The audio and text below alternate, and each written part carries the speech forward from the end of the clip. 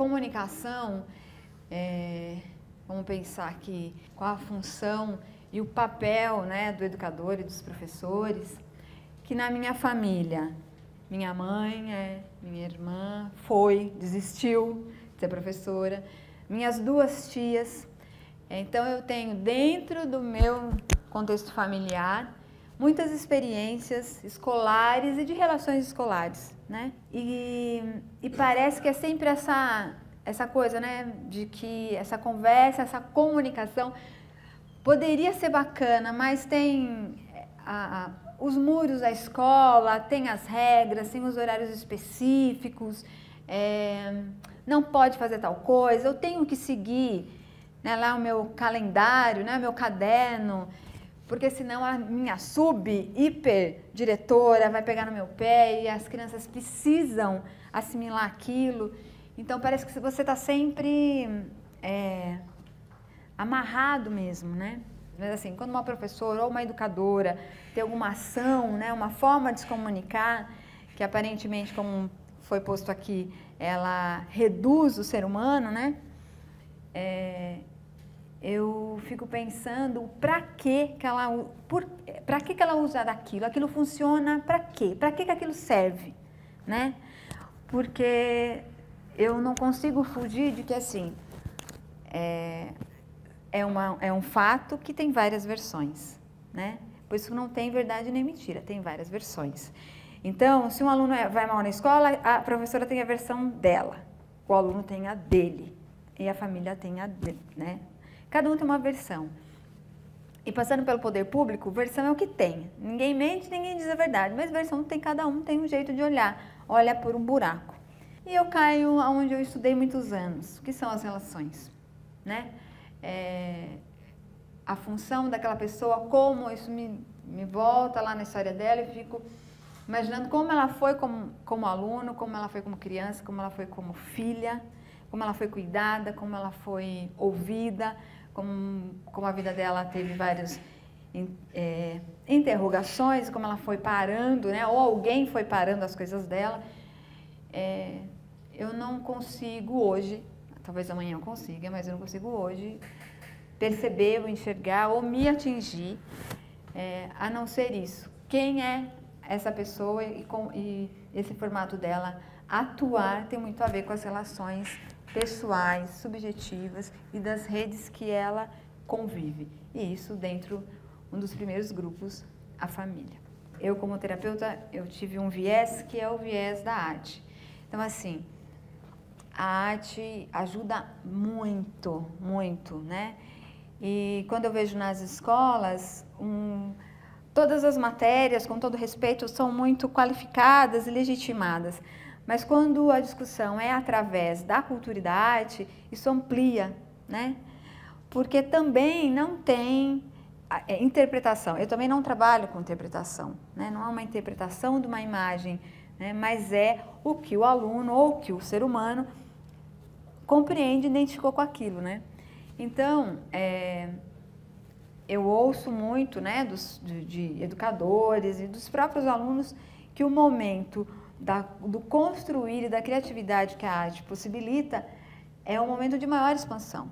É um momento que ele pode realmente acontecer sem que o professor corrija, né, que aquilo é sol, que vermelho, o sol só pode ser vermelho, não pode ser azul. Enfim, essas coisas vocês já devem ter ouvido, já sabem bastante. Mas eu, quando fui para a comunidade, quando eu levei a arte, e levei fotografia, e levei as artes plásticas, foi a maneira que eu escolhi, junto com o grupo, da gente poder se comunicar. Eu sou uma pessoa que trabalha com arte, cotidiano e cultura, né? Aí eu peguei essas 6 palavras para comunicar, para a gente poder pensar e eu dizer para vocês o que isso é no meu convívio, né? Então, o cotidiano é mesmo lá em casa, é todo dia, eu na escola, eu com meus amigos, eu no bairro, é o meu dia a dia, como que eu vou me apresentando através do meu cotidiano. Então, assim, vocês também já devem ter ouvido isso por aí muitas vezes. Então, a comunicação não formal, ela está a todo tempo. Então, como eu me visto é uma comunicação. Mas o nosso cotidiano nos conta quem nós somos. Quando eu vou atender alguém, para o terapeuta ocupacional, o cotidiano é é um instrumento de investigação. O cotidiano da Maria é como? A Maria levanta às 9 e depois faz isso, faz aquilo e tal. Então ela conta um pouco, isso é uma fotografia, né, do cotidiano. Então o nosso aluno, qual é o cotidiano do nosso aluno, né? Como que ele chega até a escola. Então esse cotidiano é meu, né, e é seu. Então, do nosso cotidiano, ninguém foge, porque por mais assustador que seja, é nós que somos responsáveis pelo nosso cotidiano. E esse cotidiano é um cotidiano que foi modificado, é um grupo de mulheres que fizeram um espetáculo chamado A Sombra Daqui de Casa, aí tem bailarinos e não, que se encontraram após 10 anos para poder fazer esse espetáculo. E que elas construíram junto essa obra que fala sobre a comunicação das mulheres. Tem meninos também, mas é um número bem menor. E o ponto central, acho que obra a gente não resume, mas eu vou só dar são as mulheres lavadeiras, né?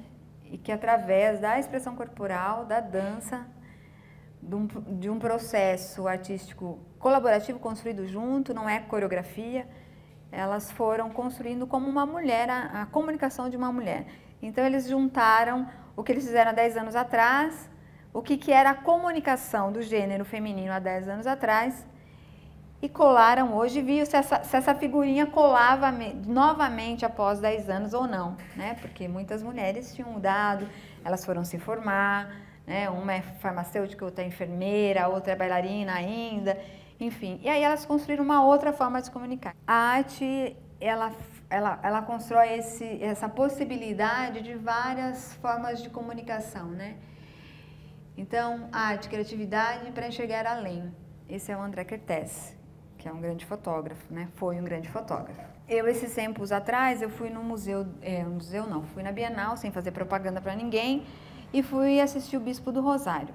O Bispo, para a saúde mental, dentro da terapia ocupacional, o Bispo é o grande pai, né? É o cara que foi um paciente psiquiátrico e que lá dentro ele começou a fazer o dito tão famoso atividades ocupacionais para se ocupar dentro do hospital psiquiátrico.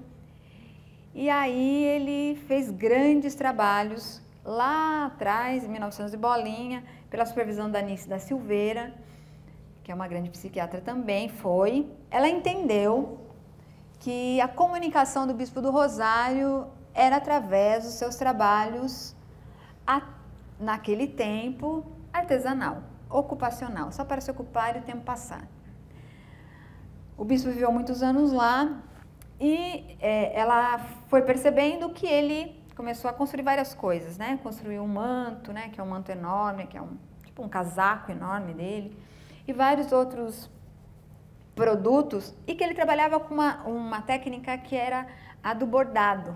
Então ele bordava tudo, né? Então ele bordou inteirinho o manto dele e começou a bordar as coisas dos hospitais. Então assim, colheres, pentes, então tem muita coisa, os cabos, né?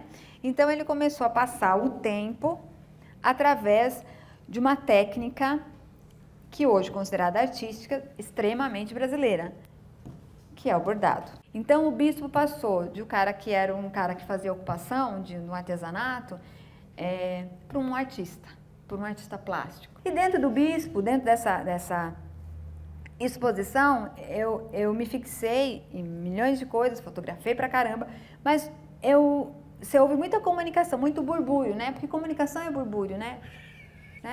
É rádio na gente sem desligar, né? Mesmo quando não está com a sintonia correta. Aí, alguém passou perto de mim, eu fiquei muito emocionada de ver o Bispo, principalmente o manto dele, porque ele acreditava, ele bordava e desbordava, porque ele acreditava que aquilo lá ele ia usar no juízo final. Então, para ele passar o tempo dentro do hospital, ele bordava e desbordava. Mas ele bordou milhões de coisas. O hospital sacou e que começou a oferecer produto para ele. Então, ele ele desfiava porque ele tem uma fase azul igual o Picasso. Tem uma fase azul porque ele desfiava os uniformes dos pacientes para pegar a linha e bordar. E no meio dessa exposição dele, né, do bispo, alguém falou assim, ai, ele era louco? Olha a comunicação. Era paciente diagnosticado, esquizofrênico, com alucinações. Ai, mas se eu fosse tão artista assim, eu não teria problema de ser louca. Né? Eu poderia, eu ficaria, até toparia ficar internada, né? Se eu fizesse uma obra dessa. Enfim, né? Eu falei, isso é comunicação. Isso é um retrato de um quebra-cabeça, um pedaço que eu retiro para poder olhar para aquilo tudo. E que esse repertório que eu tenho vem da onde eu vivo, vem da minha família, vem com quem eu me relaciono, vem lá de dentro da escola, né? Vem da minha oxigenação do meu conhecimento, né? De limpeza, né? Porque às vezes a gente fica muito enxertado de muita informação e de muito conhecimento. A cultura, quando nós estávamos trabalhando dentro das escolas estaduais, porque qual foi o nosso entendimento? Também esse entendimento que a cultura, o artista não é o cara, né, que fica lá, pode também ser, né? Mas em sua maioria ele não é diagnosticado, ele não é indicado, ele não é decidido, né, que vai ser tal coisa ou não, ou alguém decide por ele. Mas isso é uma construção, né? Nós identificamos que cultura, todos nós temos cultura, né? A gente tem um repertório, a gente tem uma coisa que a nossa avó, que a nossa mãe conta, uma história. Então, assim, não é do outro, é nossa também, né? Ela se potencializa na relação, com certeza. Ela se potencializa e se levanta da profundidade na relação. Mas a cultura é isso é uma cultura, né? A cultura do espaço, a cultura da cidade, né? Da arquitetura, isso é arte, né? Da arquitetura, de como as pessoas convivem e se relacionam com aquilo. Então, ela modifica, então ela é das pessoas. O processo artístico, o processo do conhecimento desse formato de comunicação fica dentro do muro da escola, ele não pula. Nem o pai nem a mãe às vezes sabem, né, que fulano de tal desenha tão bem, a hora que olha fala, nossa, fulano, nem sabia. Ou quando a professora reclama, ai, o João desenha demais, desenha toda hora na sala de aula. Aí você pergunta, mas desenha na hora que está fazendo a lição, a famosa lição? Não, ele termina, mas depois ele fica desenhando, desenha no caderno, desenha na lousa, desenha na carteira, desenha em um monte de lugar. Ai, que menino chato, só desenha. Sem compreender, né? Sem ser honesto, sem ser generoso, de saber que tudo isso é um formato de comunicação. E esse projeto, esses adolescentes se levantaram e falaram, eu gosto disso, gosto daquilo, e aí nós construímos junto com eles uma maneira com que eles pudessem fazer dentro da escola esse processo artístico dentro da escola e dentro da comunidade. Ver como que os jovens estão se comunicando, né? E que eles se comunicam de diversos formatos, e uma é dessa, né? Usar a arte urbana discutindo ou olhando para a violência.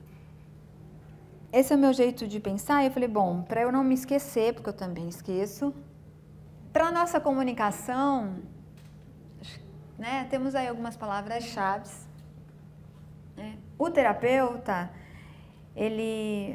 a gente como um todo, né, mas quando a função é uma função da ação terapêutica, né, a gente tenta contar para o grupo, para a família, né, para o grupo lá dos professores da escola, que a comunicação, ela impõe um formato de comportamento, né?